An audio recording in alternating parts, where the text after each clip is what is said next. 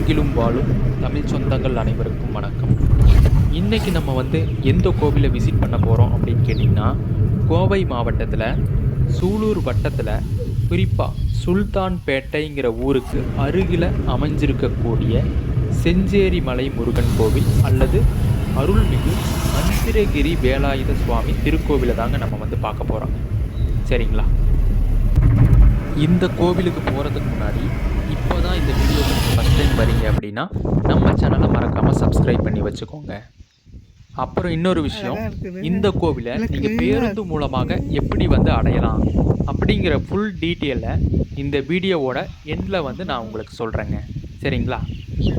இந்த பேருந்து வசதியான முழு விவரங்களை நான் ஏன் இறுதியாக சொல்கிறேன் அப்படின்னு கேட்டிங்கன்னா, இப்போ நான் முன்னாடியே சொன்னேன்னு வைங்களேன், உங்களுக்கு கோவிலை பார்க்கணுங்கிற கவனம் போய் மனச்சிதறல் ஏற்பட்டு நீங்கள் கோவிலை ஃபோக்கஸ் பண்ணாமல் எந்த பேருந்தில் வரலாம் அப்படிங்கிறத உங்கள் மைண்டு யோசிக்க ஆரம்பிச்சிடும். அதனால தான் பார்த்தீங்கன்னா கோவிலை காமிச்சிட்டு இறுதியில் சொல்கிறேன் அப்படிங்கிறதுக்கு சொன்னேங்க. நீங்கள் இதை சஸ்பென்ஸாக வச்சு சொல்கிறேன் அப்படின்னு நீங்கள் புரிஞ்சுக்க வேணாம். நோக்கம் அது கிடையாதுங்க. நம்ம வியூவர்ஸ்க்கு பார்த்தீங்கன்னா கண்டிப்பாக நம்ம எந்த கோவிலை காட்டுறோமோ அந்த கோவில் கட்டாயம் நம்ம வியூவர்ஸும் பார்க்கணுங்கிறது முழு பர்பஸ் தான் நம்ம இந்த வீடியோ மேக் பண்ணிகிட்ருக்கோம். நம்ம சேனலில் அப்படி தான் எல்லா வீடியோக்களும் போஸ்ட் பண்ணிகிட்ருக்கோம். சரிங்களா? நீங்கள் எதுவும் தவறுதலாக அண்டர்ஸ்டாண்ட் பண்ணிக்க வேணாம். இப்போ வாங்க நம்ம வீடியோக்குள்ளே போகலாம்.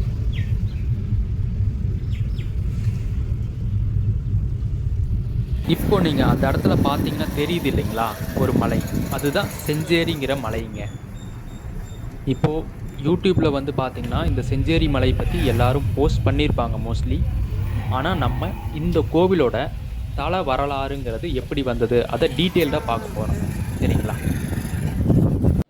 இதுதான் பார்த்தீங்கன்னா இந்த கோவிலோட மெயின் என்ட்ரன்ஸுங்க. ஆனால் இப்போ நம்ம இந்த வழியாக போக போகிறோமா அப்படின்னு கேட்டிங்கன்னா கிடையாதுங்க. நம்ம பின்னாடி இன்னொரு வழி இருக்குங்க, அந்த வழியாக தான் நம்ம போக போகிறோங்க. சரிங்களா? உங்களுக்கு நடந்து படி வழியாக தான் மேலே ஏறி போய் கோவிலை பார்க்கணுங்கிற விருப்பம் இருக்கிறவங்க இந்த வழியாக இந்த என்ட்ரன்ஸ் மூலமாக நீங்கள் படி வழியாக ஏறலாங்க. இங்கே கன்ஸ்ட்ரக்ஷன்ஸ் பண்ணிகிட்ருக்காங்க, அதனால நாங்கள் இந்த பக்கம் பின்னாடி வழியில் சுற்றி போகிறோங்க. சரிங்களா? ஆனால் பஸ்ஸில் வரீங்க அப்படின்னா உங்களுக்கு இந்த என்ட்ரன்ஸ் கிட்ட தான் உங்களுக்கு பஸ் நிறுத்துவாங்க. சரிங்களா? பின்னாடி சைடு பஸ் நிறுத்த மாட்டாங்க. இந்த என்ட்ரன்ஸ் முன்னாடி தான் உங்களுக்கு பஸ் நிற்கும். இங்கே கோவில் வாசல்லையே இறங்கி அழகாக நீங்கள் ஸ்டெப் ஏறி போய்க்கலாம். இப்போது இந்த வாசலுக்கு முன்னாடி வாசலுக்கு அப்படியே ஆப்போசிட்டாக பின்னாடி தாங்க வெஹிக்கிள்லாம் போகக்கூடிய அந்த ரோடு நீட்டாக அமைச்சு வச்சுருக்காங்க. இப்போ நம்ம அந்த வழியாக தான் போக போகிறோங்க. இதுதான் வெஹிக்கிள்லாம் போகக்கூடிய நுழைவு வாயில் மண்டபங்க. இது வழியாக நீங்கள் உங்களோட சொந்த வாகனங்கள் கொண்டு வந்தீங்கன்னா டைரெக்டாக இதன் வழியாகவே நீங்கள் கோவிலை ரீச் ஆகிடலாம். அப்புறம் இந்த செஞ்சேரி மலைங்கிறது பார்த்தீங்கன்னா நீங்கள் நினைக்கிற மாதிரி பெரிய மலையான்னு கேட்டிங்கன்னா கிடையாதுங்க. ஒரு சின்ன மலை தான். இப்போ நம்ம போகிறோம் இல்லைங்களா, ஒரு 2 பெண்டில் பார்த்தீங்கன்னா நீங்கள் கோவிலோட வாசல் தெரியும். நீங்கள் ஈஸியாக ரீச் ஆகிடலாம்.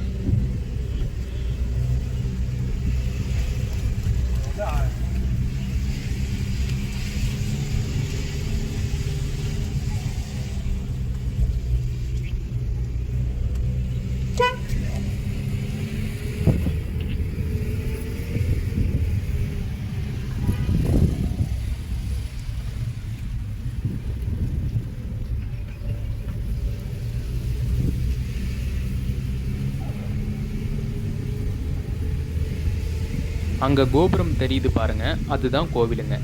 நீங்கள் வெஹிக்கிளில் வரீங்க அப்படின்னா இடது பக்கமும் உங்களுக்கு வெஹிக்கிள் பார்க்கிங் அவைலபிளாக இருக்குங்க. ரைட் சைடு கொஞ்சம் மேலே போனீங்கனாலும் உங்களுக்கு வெஹிக்கிள் பார்க்கிங் அவைலபிளாக இருக்குங்க. நீங்கள் உங்களுக்கு எந்த இடம் சௌகரியமாக இருக்கோ அந்த இடத்துல நிறுத்திக்கலாங்க. அப்புறம் பார்த்தீங்கன்னா 4 வீலருக்கு 20 ரூபீஸ் சார்ஜ் பண்ணுறாங்க. 2 வீலருக்கு பார்த்தீங்கன்னா 10 ரூபீஸ் சார்ஜ் பண்ணுறாங்க. இப்போது இந்த கோவிலை பொறுத்த வரைக்கும் பார்த்தீங்கன்னா கொங்கு நாட்டிலேயே மிகவும் முக்கியமான மற்றும் பழமை வாய்ந்த ஆன்மீக தலங்களில் ஒன்று அப்படிங்கிறத நீங்கள் தெரிஞ்சுக்கணுங்க. இங்கே பார்த்தீங்கன்னா சத்ரு சம்ஹார பூஜைக்கான சிறப்பு வழிபாடு அப்படிங்கிறது தான் இந்த கட் அவுட்டில், அதாவது இந்த பேனரில் வந்து அடித்து ஒட்டியிருக்காங்க. இந்த கட் அவுட்லேயே வந்து பார்த்திங்கன்னா கோவிலுடைய நடை திறப்பு நேரம்லாம் போட்டிருக்காங்க. இருந்தாலும் நான் வந்து அந்த இடத்துல ஒரு நடை திறப்பு போட்டிருப்பாங்க, அதையும் உங்களுக்கு டீட்டெயில்டாக காட்டுறேங்க. இப்போது இந்த கோவிலுடைய தல வரலாறு அப்படிங்கிறது என்னன்னு பார்ப்போம் வாங்க. அதாவது வந்து பார்த்திங்கன்னா, பூலோகத்தில் இருக்கக்கூடிய தேவர்களை வந்து பார்த்திங்கன்னா சூரபத்மன் வந்து துன்புறுத்திட்டே இருக்காருங்க. சரிங்களா? அவரை வந்து அழிப்பதற்காக முருகப்பெருமான் வந்து இந்த பூமியில் வந்து பார்த்திங்கன்னா அவதரிக்கிறாருங்க. சரிங்களா?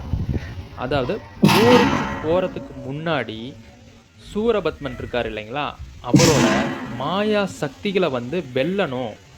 அந்த சக்திகளை எல்லாம் வென்று விட்டால்தான் நம்ம வந்து அந்த சூரபத்மனை வந்து அழிக்க முடியும் அப்படின்னு முருகப்பெருமான் ஒரு முடிவுக்கு வராருங்க. அப்படி முடிவுக்கு வரும்போது பார்த்தீங்கன்னா அதுக்கு ஒரு மந்திரம் தேவைப்படுது. அது என்ன மந்திரம்னு கேட்டிங்கன்னா, நம்ம முன்னாடி அங்கே கட் அவுட்டில் படித்தோம் இல்லைங்களா, அந்த பேனரில் சத்ரு சம்ஹார மந்திரம். அதுதான் வந்து பார்த்திங்கன்னா சத்ரு சம்ஹார பூஜை அப்படின்னு போட்டிருக்காங்க. இந்த சத்ரு சம்ஹார மந்திரத்தை வந்து எனக்கு உபதேசம் செய்யுங்க அப்படின்னு சொல்லிட்டு அவரோட தந்தையான சிவபெருமான்கிட்ட முருகர் வந்து வேண்டுறாருங்க. சரிங்களா? அதுக்கு வந்து சிவபெருமான் வந்து என்ன சொல்கிறாருன்னு கேட்டிங்கன்னா, அதாவது 4 வேதங்கள். சரிங்களா? 4 வேதங்களில் சொல்லப்படுற கடம்ப மரம், கங்கை நீர், தர்பை புல் மற்றும் மகாவிஷ்ணு சிவதீட்சை பெற்ற தலம். இந்த 4 வடிவங்கள்லையும் இருக்கக்கூடிய 4 சக்தி வாய்ந்த ஆற்றல்கள் எந்த இடத்துல வந்து ஒரே நேர்கோட்டில் அமைஞ்சிருக்கு அப்படிங்கிறது தெரிஞ்சு அங்கே வந்து தவம் செஞ்சால் இந்த மந்திரத்தை வந்து நான் உனக்கு உபதேசிக்கிறேன் அப்படின்னு சொல்லி சிவபெருமான் வந்து சொல்கிறாருங்க. சரிங்களா? அப்புறம் வந்து பார்த்திங்கன்னா முருகப்பெருமான் வந்து சிவன்கிட்ட சரின்னு சொல்லிட்டு பூமிக்கு வந்து தேடுறாருங்க. அதாவது இந்த 4 சக்தி கொண்ட ஆற்றல்கள் எந்த இடத்துல ஒரே நேர்கோட்டில் அமைஞ்சிருக்கு அப்படின்னு தேடி பார்க்குறாரு. அப்படி தேடி பார்க்கும்போது வந்து பார்த்திங்கன்னா செஞ்சேரிங்கிற மலையில் இந்த 4 சிறப்புகளுமே வந்து அமைஞ்சிருக்கிறத அவர் பார்க்குறாருங்க. அதாவது அந்த ஆற்றல் என்னன்னு கேட்டிங்கன்னா, கடம்ப மரம் அப்படிங்கிற மரத்தில் ஒரு ஆற்றல், தர்பை அப்படிங்கிற ஒரு ஆற்றலுங்க, அப்புறம் ஞான தீர்த்த சுனை அதன் வடிவில் இருக்கக்கூடிய கங்கை நீருங்க. அப்புறம் வந்து பார்த்திங்கன்னா மகாவிஷ்ணு வந்து சிவதீட்சை பெற்ற தலம், அதாவது சிவதீட்சை பெற்ற தலமாகவும் வந்து இது இருக்குங்க. குறுக்கீடுக்கு மன்னிக்கணுங்க, இதை தான் வந்து உங்களுக்கு காட்டணும்னு நினச்சேன். இது ஒரு ஸ்க்ரீன்ஷாட்டோ இல்லை வந்து நீங்கள் வேற ஒரு மொபைலில் ஃபோட்டோ எடுத்தோ வச்சுக்கோங்க. இதுதான் வந்து கோவிலோட டைம், அதாவது எந்த நேரத்தில் நடை திறப்பு, எந்த நேரத்தில் நடை க்ளோஸ் பண்ணுவாங்க அப்படிங்கிறதுக்கான விவரங்க. இது வந்து ஒரு சின்ன மலை அப்படின்னு சொல்லிட்டு தெரிய வருது முருகப்பெருமானுக்கு. இதெல்லாமே வந்து பார்த்திங்கன்னா ஒரே நேர்கோட்டில் அமைஞ்சிருக்கு. அதனால தான் இவர் வந்து இந்த செஞ்சேரி மலையில் வந்து தவம் செய்கிறாருங்க. அங்கே தவம் செய்யும்போது வந்து பார்த்திங்கன்னா அது சாதாரண தவம் கிடையாதுங்க, கடும் தவம் புரிகிறாரு. அப்புறம் முருகனின் அந்த தவத்திற்கு இங்கு வந்து நேரடியாக தோன்றி அந்த மந்திரத்தை வந்து உபதேசம் செய்கிறாருங்க. சரிங்களா? அந்த மந்திர உபதேசத்தை வந்து முருகப்பெருமானுக்கு இந்த மலையில் சொன்ன ஒரே காரணத்தினால தான் இந்த மலைக்கு பெயர் மந்திரகிரி அல்லது மந்திராசலம் அப்படின்னு சொல்லி பெயர் பெற காரணமாக இருக்குங்க. இதுதான் வரலாறு குறிப்பிடுதுங்க. சரிங்களா? அப்புறம் இன்னொரு முக்கியமான விஷயம் என்னன்னு கேட்டிங்கன்னா, இதை வந்து ஆன்மீக பெரியோர்கள் வந்து பார்த்திங்கன்னா ஆதிபடை வீடு அப்படின்னு சொல்லி இன்னொரு கருத்தும் வைக்கிறாங்க. இது எந்த அளவுக்கு உண்மைங்கிறது எனக்கு தெரியாதுங்க. ஆனால் வரலாறு வந்து அப்படி தான் சொல்லுதுங்க. அதாவது என்னன்னு கேட்டிங்கன்னா, சூரசம்ஹார போர் இருக்குது இல்லைங்களா, அந்த போருக்கு போகிறதுக்கு முன்னாடி முருகப்பெருமான் வந்து இங்கே வந்து தங்கி தவம் புரிஞ்சு ஆயுதங்கள்லாம் வந்துட்டு பார்த்திங்கன்னா ஆயுதங்களையும் மந்திரங்களையும் வந்து அதிகமாக பெறுறாரு. அதாவது அதிகமாக வந்து கையில் வச்சுருக்காரு. அதனால வந்து பார்த்திங்கன்னா இத்தலம் வந்து அறுபடை வீடு இருக்குது இல்லைங்களா, அதாவது திருப்பரங்குன்றம், திருத்தணி, பழனி இந்த மாதிரி அறுபடை இருக்குது இல்லைங்களா, அந்த அறுபடை வீடுகளுக்குமே முற்பட்ட ஆதிப்படை வீடு இந்த செஞ்சேரி மலை தான் அப்படின்னு சொல்லி ஆன்மீக பெரியோர்கள் வந்து சொல்லிகிட்டு இருக்காங்க. ஆனால் எது உண்மைங்கிறது உங்கள் கருத்துக்கே விட்டுறேன். நீங்கள் கமெண்ட் செக்ஷனில் கமெண்ட் பண்ணுங்கள். சரிங்களா? அப்புறம் இன்னொரு விஷயம் என்னென்னு கேட்டிங்கன்னா, இந்த கோவில் வந்து முதலாக எந்த காலத்தில் கட்டப்பட்டது அப்படின்னு கேட்டிங்கன்னா சோழர் காலம் அப்படின்னு சொல்கிறாங்க. அது சோழ மன்னனான கரிகால சோழனால் தான் வந்து ஃபஸ்ட் டைம் வந்து இந்த கோவில் வந்து கட்டப்பட்டது, கட்டியிருக்கிறாங்க அப்படின்னு சொல்லி வரலாறு வந்து நமக்கு குறிப்பிடுதுங்க. சரிங்களா? அப்புறம் வந்து பார்த்திங்கன்னா இந்த கோவில் வந்து சோழர் காலம் முடிஞ்சு வந்து பார்த்திங்கன்னா இந்த கோவிலை வந்து கொஞ்சம் ரீபர்பிஸ் பண்ணணும், கரெக்டுங்களா? அதாவது புதுப்பிக்கணும். அதுக்கு வந்து பார்த்திங்கன்னா என்னென்னா, அதை வந்து யார் பண்ணுறா அப்படின்னு கேட்டிங்கன்னா ஹொய்சாளர் காலம், அதாவது ஹொய்சால மன்னர் அப்படின்னு சொல்லிட்டு ஒருத்தர் இருக்காருங்க. ஹொய்சால மன்னரான 3ஆம் வீர பல்லாளன் அப்படின்னு சொல்லிட்டு அவர் தான் இந்த கோவிலை வந்து திரும்பவும் அதோட திருப்பணியெல்லாம் வந்து வேலை செஞ்சு புதுப்பிக்கிறாரு அப்படின்னு சொல்லி வரலாறு குறிப்பிடுதுங்க. அப்புறம் வந்து பார்த்திங்கன்னா இந்த கோவிலோட முன் மண்டபம் இருக்குது இல்லைங்களா, அதாவது நம்ம என்ட்ரன்ஸ் பார்த்தோம் இல்லைங்களா, அந்த இடத்துல இடதுபுறமாகவும் வலதுபுறமாகவும் வந்து பார்த்திங்கன்னா பழங்கால கல்வெட்டுகள் வந்து இருக்குது அப்படின்னு சொல்லிட்டு சொல்லப்படுதுங்க. நான் வந்து அந்த சைடு போகலை, நான் உங்களுக்கு வந்து சுற்றிட்டு பின்னாடி தான் காமிச்சிருந்தேன்.